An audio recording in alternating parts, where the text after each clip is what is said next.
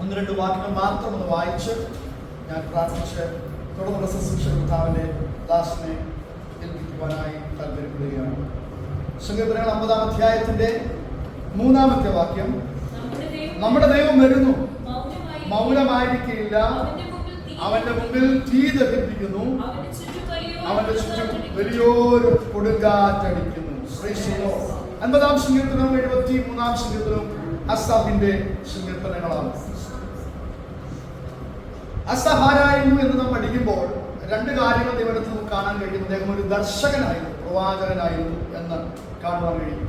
പഴയ നിയമത്തിൽ ദൈവത്തിൽ നിന്നൊരു ആലോചന ലഭിക്കണമെങ്കിൽ ഒരു പ്രവാചകന്റെ അടുത്ത് പോകേണ്ടതുണ്ട്. പണ്ട് പഴയ നിയമത്തിൽ പ്രവാചകൻ എന്നുള്ള സ്ഥാനത്ത് അദ്ദേഹത്തെ വിളിച്ചിരുന്നത് ദർശകൻ എന്നായിരുന്നു. അസാഫ് ഒരു നല്ല ദർശകനായിരുന്നു, പ്രവാചകനായിരുന്നു.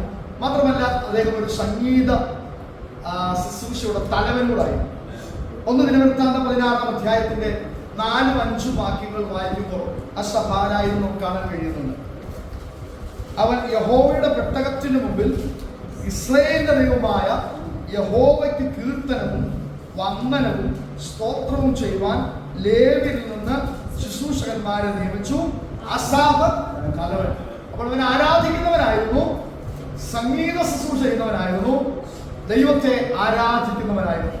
ദൈവത്തെ ആരാധിക്കുന്നവർ, ഹല്ലേലൂയ, സംഗീതത്തിൽ കൂടെ ദൈവത്തെ മഹത്വപ്പെടുത്തുന്നവർ നിശ്ചയമായും ഒരു പ്രവാചക ശുശ്രൂഷയിലേക്കൂടെ, ദർശന ശുശ്രൂഷയിലേക്കൂടെ കടന്നു വരുവാനിടയായിട്ടുണ്ട്. അസാഫ് അങ്ങനെ കർത്താവിനാൽ ഉപയോഗിക്കപ്പെട്ട മനുഷ്യനാണ് എന്ന് കാണുവാൻ കഴിയുന്നത്. അസാഫിന്റെ മറ്റൊരു സങ്കീർത്തനമാണ് 73-ാം സങ്കീർത്തനം.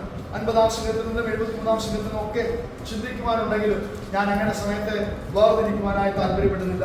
73-ാം സങ്കീർത്തനത്തിന്റെ 2 വാക്യങ്ങൾ മാത്രം ചിന്തിച്ച് നമ്മൾ പ്രാർത്ഥിച്ച് ശുശ്രൂഷ കൈമാറുവാൻ പരിശുദ്ധാത്മാവിൽ ശരണപ്പെടുന്നു. 73-ാം സങ്കീർത്തനത്തിന്റെ 12-ാമത്തെ വാക്യത്തിലേക്ക് നമ്മൾ ഇങ്ങനെയാകുന്നു ദുഷ്ടന്മാർ, അവർ നിത്യം സ്വസ്ഥത അനുഭവിച്ച് സമ്പത്ത് വർദ്ധിപ്പിക്കുന്നു. എന്നാൽ ഞാൻ എന്റെ ഹൃദയത്തെ ശുദ്ധീകരിച്ചു, എന്റെ കൈകളെ കുറ്റമില്ലായ്മയിൽ കഴുകിയതും വ്യർത്ഥമത്രേ. ചിലപ്പോഴെങ്കിലും നമ്മളും ഹൃദയത്തിൽ ചിലപ്പോഴെങ്കിലും ചിന്തിച്ചു പോകാനുള്ള കാര്യമാണ്. രക്ഷിക്കപ്പെട്ടതുകൊണ്ട്, സ്നാനപ്പെട്ടതുകൊണ്ട്, പരിശുദ്ധാത്മാഭിഷേകം പ്രാപിച്ചതുകൊണ്ട്, അനുഗ്രഹിക്കപ്പെട്ട ക്രിസ്തീയ ജീവിതം നയിക്കുന്നതുകൊണ്ട് ചിലപ്പോൾ ചില നഷ്ടങ്ങൾ സംഭവിച്ചേക്കാം. കൂട്ടുകാരുടെ കൂടെ അതുപോലെ മിങ്കിൾ ചെയ്ത് അവർ സംസാരിക്കുന്നത് പോലെ സംസാരിക്കാൻ നമുക്ക് കഴിയത്തില്ല. അവർ പോകുന്നിടത്ത് നമുക്ക് പോകാൻ കഴിയത്തില്ല. ആ സ്വാതന്ത്ര്യത്തിൽ നമുക്ക് ചെയ്യുവാൻ മുന്നേറുവാൻ കഴിയത്തില്ല. അപ്പോഴൊക്കെ ചിലപ്പോഴൊക്കെ നമ്മുടെ ഹൃദയത്തിൽ പലപ്പോഴായെങ്കിലും ഒരു ചിന്ത ഉണ്ടാകാറുണ്ട്, എന്തിനാണ് വിശ്വാസത്തിലേക്ക് വന്നത്? ഒരു ഭാഗത്തൊരു സന്തോഷം ഉണ്ടെങ്കിലും പല ഭാഗങ്ങളിലും പല സമയങ്ങളിലും ഒരു ചെറിയ മനസ്സിലൊരു വിഷമം ഉണ്ടാകാതെ ഇരിക്കുന്നവർ ചുരുക്കമാണ് എനിക്ക് തോന്നുന്നത്. അപ്പോൾ ആസാഫ് ഈ സംഘത്തിൽ എഴുതിയപ്പോൾ അദ്ദേഹത്തിന്റെ ഹൃദയത്തിലും ഉണ്ടായ ഒരു ചിന്തയാണ്. അത് ഉണ്ടാകാനുള്ള കാരണം മറ്റൊന്നുമല്ല, ദുഷ്ടന്മാർക്ക് വരുന്ന നന്മ കാണുമ്പോൾ ഹൃദയത്തിനൊരു വിഷമമാണ്. നമ്മൾ പ്രാർത്ഥിക്കുന്ന വിശ്വാസ ജീവിതം നയിക്കുന്ന നമുക്ക് ഒരു വിഷമം ഉണ്ടാകും. എടാ, നമ്മൾ ഇത്രയും പ്രാർത്ഥിക്കുന്നു, ഇത്ര ഉപവസിക്കുന്നു, ഇത്രയും ആരാധിക്കുന്നു, എന്നാൽ നമ്മളെക്കാൾ എത്ര നല്ലതായിട്ട് ഒരു ആരാധനയും ഇല്ലാത്ത ലോകത്തിന്റെ മോഹങ്ങളിൽ നടക്കുന്ന ദുഷ്ടന്മാരായിട്ട് നടക്കുന്ന അവൻ സമ്പത്ത് വർദ്ധിപ്പിച്ചുകൊണ്ടിരിക്കുക അല്ലേ? അവൻ കമ്പനി വലുതാക്കിക്കൊണ്ടിരിക്കുക, അവൻ എംപ്ലോയീസിനെ എടുത്തുകൊണ്ടിരിക്കുക, അവൻ പുതിയ സംരംഭങ്ങൾ തുടർന്നുകൊണ്ടിരിക്കുക, അവൻ വളർന്നുകൊണ്ടിരിക്കുക, അവൻ വാഹനം മേടിച്ചുകൊണ്ടിരിക്കുക, അവൻ വീട് വെച്ചുകൊണ്ടിരിക്കുക, അവന്റെ സമ്പത്ത് ഇങ്ങനെ വർദ്ധിച്ചു വരിക. പ്രാർത്ഥിക്കുന്ന എനിക്ക് ശൂന്യതയാണ്, പ്രാർത്ഥിക്കുന്ന എനിക്ക് നഷ്ടമാണ്. എന്റെ വിശ്വാസ ജീവിതം ഞാൻ പ്രാർത്ഥനയിൽ മുന്നേറിയിട്ടു എനിക്ക് അവനൊപ്പം പോലും ഉയരുവാൻ കഴിയുന്നില്ല എന്നൊരു ചിന്ത സ്വാഭാവികമായി മനുഷ്യരെന്ന നിലയിൽ നമ്മുടെ ഹൃദയത്തിൽ ഉണ്ടാകാറുണ്ട്, വിശ്വാസികൾക്ക് പോലും ഉണ്ടാകാറുണ്ട്. നിങ്ങൾ സമ്മതിച്ചാൽ ഇല്ലെങ്കിലും നമ്മുടെ അകത്ത് ചിലപ്പോൾ ഉണ്ടാകാറുണ്ട്. ആസാഫ് പ്രവാചകനായിരുന്നെങ്കിലും ദർശനായിരുന്നെങ്കിലും അദ്ദേഹം ആ സങ്കീർത്തനം 73 എഴുതി വന്നപ്പോൾ അദ്ദേഹത്തിന്റെ ചിന്ത ദുഷ്ടന്മാരോട് നോക്കിയിട്ട് അദ്ദേഹം ചിന്തിക്കുകയാണ്, ഇവർ സമ്പത്ത് വർദ്ധിപ്പിക്കുന്നുണ്ടോ, ഇവർ അനുഗ്രഹിക്കപ്പെടുന്നത് കണ്ടോ? എന്നാൽ ഞാൻ എന്റെ ഹൃദയത്തെ ശുദ്ധീകരിച്ചത്, ഞാൻ രക്ഷിക്കപ്പെട്ടത് വ്യർത്ഥമായി. ഞാൻ ആരും ചിന്തിക്കുന്നുണ്ടോ? ചിന്തിക്കുന്നില്ല. ആ ചിന്ത മാറ്റമല്ല, അതിനായിരിക്കും പറയുന്നത്. ഞാൻ രക്ഷിക്കപ്പെട്ടത് വ്യർത്ഥമായോ? ഞാൻ എന്റെ ഹൃദയത്തെ ശുദ്ധീകരിച്ച വ്യർത്ഥമായോ? വിശുദ്ധ ജീവിതം നയിക്കുന്നത് വ്യർത്ഥമായോ? ആരാധിക്കുന്നത് വ്യർത്ഥമായോ? പരിശുദ്ധാത്മാവിൽ നിറയുന്നത് വ്യർത്ഥമായോ എന്ന് എന്റെ കൈകളെ കുറ്റമില്ലായ്മയിൽ കഴിയതും വ്യർത്ഥമത്രേ എന്ന് പുള്ളി ഉറച്ച് എഴുതുകയാണ് അവിടെ. മറ്റുള്ളവരുടെ ദുഷ്ടന്മാരുടെ നന്മ കാണുമ്പോൾ ആരാധിക്കുന്ന എനിക്ക് ശൂന്യതയിൽ കൂടെ കടന്നു പോകുന്ന എനിക്കൊരു വിഷമം ഉണ്ടായിട്ട് അദ്ദേഹം എഴുതുകയാണ്, ഞാൻ വിശുദ്ധ നയിക്കുന്നതുകൊണ്ട്. പക്ഷെ ഇത് ആദ്യ ഭാഗങ്ങളിലൊക്കെ 73-ാം സങ്കീർത്തനത്തിന്റെ ആദ്യ ഭാഗങ്ങളിലൊക്കെ അദ്ദേഹം ഇങ്ങനെ എഴുതി വരുന്നുണ്ടെങ്കിലും 28-ാമത്തെ വാക്യത്തിലേക്ക് വരുമ്പോൾ അദ്ദേഹത്തിന്റെ കൺസെപ്റ്റ് മാറുകയാണ്, അദ്ദേഹത്തിന്റെ ചിന്ത മാറുകയാണ്. ആദ്യത്തെ വചനങ്ങൾ എഴുതിയതുപോലല്ല 28-ാമത്തെ വാക്യത്തിലേക്ക് വരുമ്പോൾ എഴുതിയത്. എന്താ ദൈവത്തോട് അടുത്തിരിക്കുന്നത് എനിക്ക് നല്ലത്.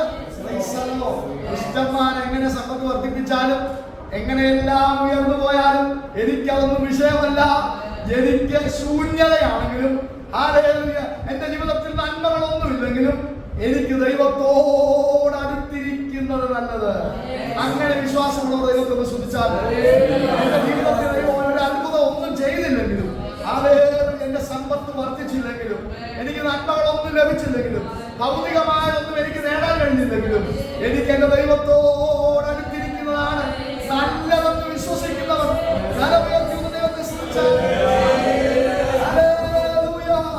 28-ാമത്തെ വാക്യം, നിന്റെ സകല പ്രവൃത്തികളെയും വർണ്ണിക്കേണ്ടതിന് ഞാൻ യഹോവയായ കർത്താവിനെ നിന്റെ സങ്കേതം. 23-ാമത്തെ വാക്യം കൂടെ വായിച്ചാട്ടെ.